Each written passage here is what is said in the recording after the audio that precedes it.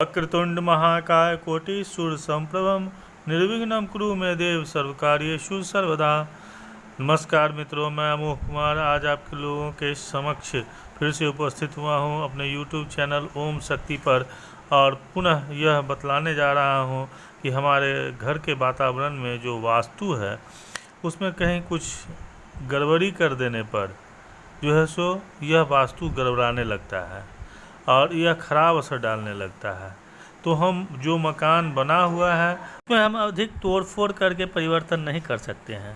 तो हम कुछ ऐसा उपाय करते हैं जिससे हमारा वास्तु अच्छे ढंग का फल दे और अच्छा बन जाए। इसके लिए हम चाहेंगे कि उसमें सिर्फ थोड़ी बहुत फेरबदल करके हम सही कर लें अपने वास्तु को। आज जो मैं बतलाने जा रहा हूँ वह इसी विषय से संबंधित है और मेरा यह विषय अभी क्रमशः कई अंतराल में चलेंगे। तो आप उनको बारी बारी से सुनिएगा तो आपको क्या परेशानी है उस परेशानी से अपने आप को खुद को बचाने में अपने आप को सक्षम बना सकिएगा। बिना तोड़ फोड़ के वास्तु दोष को कैसे दूर किया जाए, यह मेरा आज का विषय है, वह मैं बताने जा रहा हूँ। आपका घर ऐसा होना चाहिए जिसमें कम से कम वास्तु दोष हो। हम शौचालय या स्नान गृह बनाते हैं, उस स्नान गृह में शौचालय में हम वाश बेसिन, हाथ मजने का बेसिन लगा देते हैं। पता नहीं है, इस कारण से हम लोग उसको जिस दिशा में चाहते हैं लगा देते हैं। लेकिन इस वाश बेसिन को, हाथ धोने के लिए जो वाश बेसिन है वह उत्तर पूर्व या पूर्व के दिशा या उत्तर के दिशा में बनवाएं तो हमारा वास्तु ठीक रहेगा। अब दूसरा, जैसे हम लेते हैं तुलसी का पौधा। यह तुलसी का पौधा व्यक्ति के घर के स्वामी के साथ इसका गहरा संबंध है। यह तुलसी के पौधे से व्यक्ति के स्वास्थ्य पर असर डालता है। यह गहरा संबंध होने के कारण हम लोगों को चाहिए कि वास्तु को ध्यान में रखकर तुलसी का पौधा लगाएं।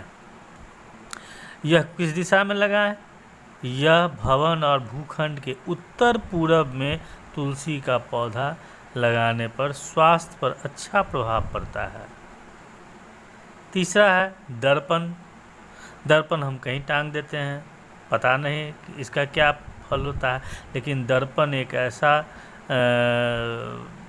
चीज़ है, वस्तु है जो हमारे श्रृंगार करने के समय में उपयोग में आता है। इसका हमारे वास्तु से गहरा संबंध है। बड़े बड़े वास्तु दोष दर्पण के जगह में परिवर्तन करके सुधारा जाता है, लेकिन हम लोग इस पर ध्यान नहीं देते।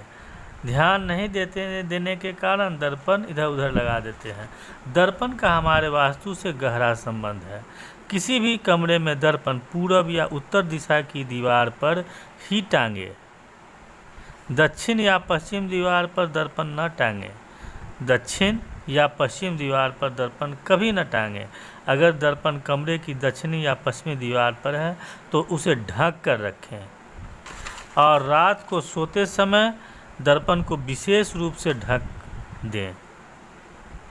उसी तरह मेरा तीसरा है, घर में मोटरसाइकिल हम लोग रखते हैं या अन्य चौपाया वाहन रखते हैं तो घर में जो हमारा पार्किंग बना रहता है उसमें किस दिशा की ओर वाहन का मुँह रहे यह हम नहीं ख्याल करते और जिधर मन होता उधर लगा देते हैं। नहीं, अगर हम जिधर इधर उधर लगा देंगे तो यह हमारे वास्तु पर असर डालेगा। तो हम लोग क्या करते हैं, इसको उत्तर या पूरब दिशा की ओर मुँह करके खड़ा करें। अपना वाहन घर के पार्किंग में उत्तर या पूरब दिशा की ओर मुँह करके खड़ा करें। यह व्यवस्था सदा सुखदायक और समृद्धिदायक होती है। इससे हमारे पास समृद्धि और सुख की भी अनुभूति होती है। और हमारा अब अगला है टॉपिक, आपको स्वास्थ्य संबंधी समस्या है, हमेशा धन का अभाव रहता है। मुख्य द्वार जो है घर से बाहर निकल के सड़क पर जाने वाला जो द्वार है जिसको मुख्य द्वार कहते हैं, वह मुख्य द्वार दक्षिण में या दक्षिण पश्चिम में है। तो इसका उपाय करें। दक्षिण या दक्षिण पश्चिम के मुख्य द्वार को लाल रंग से रंग दे, नहीं तो यह हमारा जो है धन का अभाव नहीं ठीक हो सकेगा। तो इस प्रकार प्रिय मित्रों मैं अब इजाज़त चाहूँगा और पुनः इसी तरह की मैं वास्तुशास्त्र से संबंधित अपनी जानकारी आप लोगों को बताते रहूँगा। इसलिए आप